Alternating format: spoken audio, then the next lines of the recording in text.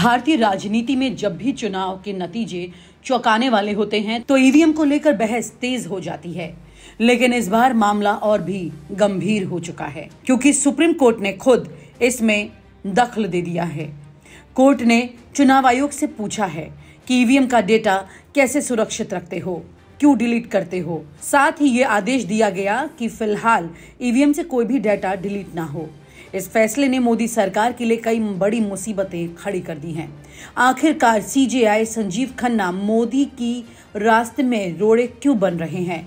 आखिरकार डीवाई चंद्रचूड़ की तरह संजीव खन्ना क्यों नहीं मोदी के लिए रास्ता आसान बना सकते हैं? क्यों संजीव खन्ना ईवीएम के मामले पर इतने आक्रामक हो उठे हैं कि अब मोदी के लिए आगे चुनाव जीतना मुश्किल हो सकता है? अब सवाल यही उठ रहा है, ये विवाद नरेंद्र मोदी और बीजेपी के लिए खतरनाक क्यों हो गया है? आइए इस पूरे मामले को राजनीतिक एंगल से समझते हैं। विपक्ष को मोदी सरकार पर हमला करने का बड़ा मुद्दा मिल गया। 2014 के बाद से हर चुनाव में बीजेपी की जबरदस्त जीत होती रही। खासकर 2017 में उत्तर प्रदेश में बीजेपी की ऐतिहासिक जीत, 2019 में लोकसभा चुनाव में बहुमत और 2022 में फिर यूपी में सरकार बनाना, और उसके बाद 2024 के नतीजों में भी ये असर साफ दिखाई दिया। ये सारे चुनाव विपक्ष के लिए चौंकाने वाले थे। हर बार विपक्ष ने आरोप लगाया कि ईवीएम में हेराफेरी हो सकती है, लेकिन चुनाव आयोग हर बार अपना दामन बचाकर यहां से निकलने की कोशिश करता दिखाई दिया। लेकिन इसका मतलब ये नहीं कि चुनाव आयोग पर वो कलंक नहीं लगा। चुनाव आयोग पर इस कलंक को लेकर के स्टैंप लगना सिर्फ बाकी रह गया है, और ये स्टैंप अगर सुप्रीम कोर्ट ने लगा दी तो आप ये मान लीजिए कि इस देश की लोकतांत्रिक व्यवस्था का ढांचा पूरी तरह से कानूनन रूप से चरमराता हुआ दिखाई देगा। ये तस्वीर इस तरह की होगी जिसे देखकर वाकई आने वाले वक्त में कोई भी चुनाव आयोग पर शायद ही विश्वास कर पाएगा, और इस संस्था पर ऐसे तमाम सवाल उठेंगे जिसके लिए जो भी अधिकारी आगे आएगा वो इससे अपना दामन कभी नहीं बचा पाएगा। कहते हैं ना कि अनाज के साथ साथ घुन भी पिस जाता है। कुछ इसी तरह की तस्वीर देखने को मिलेगी आपको आने वाले वक्त में। जनता के बीच ईवीएम को लेकर अविश्वास कितना बढ़ चुका है ये आप जानते हैं। यहाँ तक कि अब ईवीएम पर खबर चलाने वाले तमाम सोशल मीडिया प्लेटफॉर्म पर भी नकेल कसने की तैयारी की जा रही है।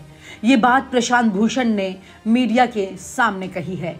जब सुप्रीम कोर्ट ये कहता है कि ईवीएम का डेटा डिलीट नहीं होना चाहिए, तो इसका मतलब ये है कि अब तक ऐसा हो रहा है, यानी कि चुनाव खत्म होने के बाद ईवीएम से डेटा तो गायब किया ही जा रहा है ना, ताकि दोबारा कोई जांच ना हो सके। अगर जनता को यह भरोसा हो गया कि ईवीएम से छेड़छाड़ मुमकिन है, तो मोदी सरकार की विश्वसनीयता पर गहरा असर पड़ेगा। मोदी सरकार की ब्रांडिंग ध्वस्त हो जाएगी। देश में अराजकता की स्थिति इससे आ सकती है, क्योंकि इस सरकार की मौजूदगी पर ऐसा विश्वास उठ चुका होगा जिसे लोग मानने को तैयार नहीं होंगे। यानी कि देश में सरकार तो होगी, लेकिन सरकार पर विश्वास नहीं होगा। कोई भी सरकार के फैसलों को शायद ही मानेगा, क्योंकि इस तरह की चोरी के साथ अगर कोई वाकई में सरकार बना रहा है तो आप ये मानकर चलिए कि जनता उसे कितना ही स्वीकार कर लेगी। उसके फैसलों पर पांव रखकर जनता आगे निकलने की कोशिश करेगी। ये बहुत ही गंभीर मुद्दा है।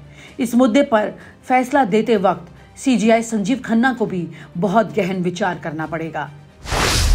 सुप्रीम कोर्ट बन सकता है सरकार के खिलाफ एक मजबूत मोर्चा। सुप्रीम कोर्ट का यह आदेश केवल एक तकनीकी निर्देश नहीं है, बल्कि ये दिखाता है कि न्यायपालिका को भी चुनावी प्रक्रिया पर संदेह हो रहा है।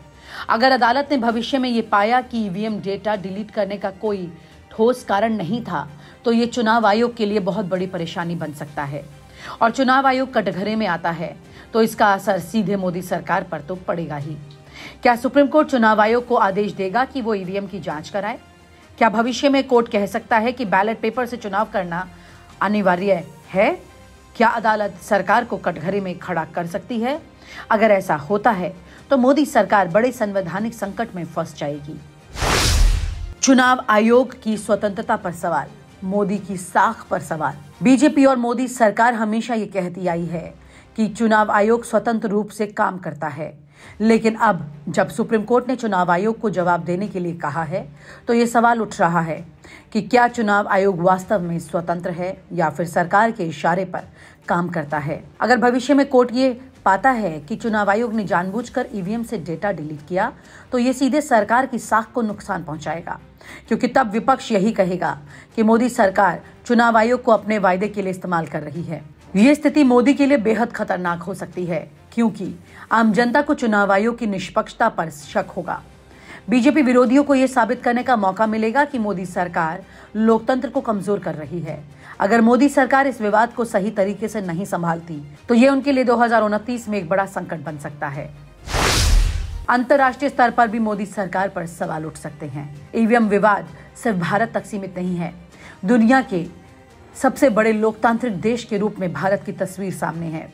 अगर उसमें कोई भी डेंट लगता है, तो दुनिया में लोकतांत्रिक देश के नाम पर भारत का नाम किसी और दर्जे पर आ जाएगा।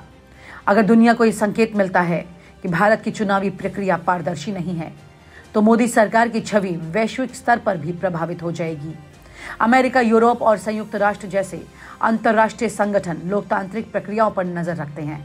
अगर उन्हें यह लगता है कि भारत में चुनाव निष्पक्ष तरीके से नहीं हो रहे, तो मोदी सरकार की विदेश नीति पर भी असर पड़ेगा। विदेश मीडिया मोदी सरकार की आलोचना खूब कर सकता है।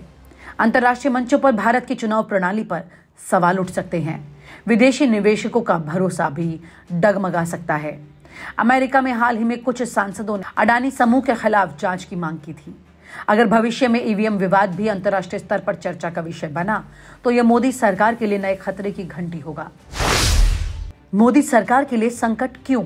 विपक्ष को मोदी सरकार पर हमला करने का बड़ा मुद्दा मिल गया। जनता के बीच ईवीएम को लेकर अविश्वास बढ़ सकता है। सुप्रीम कोर्ट का दखल सरकार के लिए कानूनी चुनौती खड़ी कर सकता है। अगर चुनाव आयोग कटघरे में आता है, तो सरकार की साख भी गिरेगी। अंतर्राष्ट्रीय स्तर पर मोदी सरकार की छवि खराब हो सकती है। अब सवाल यह है कि मोदी सरकार इस संकट से कैसे निपटेंगे। क्या चुनाव आयोग ईवीएम की पारदर्शिता साबित कर पाएगा? क्या मोदी सरकार बैलेट पेपर से चुनाव कराने की मांग को मानेगी? अब जनता को तय करना है कि ईवीएम पर भरोसा करना है या नहीं।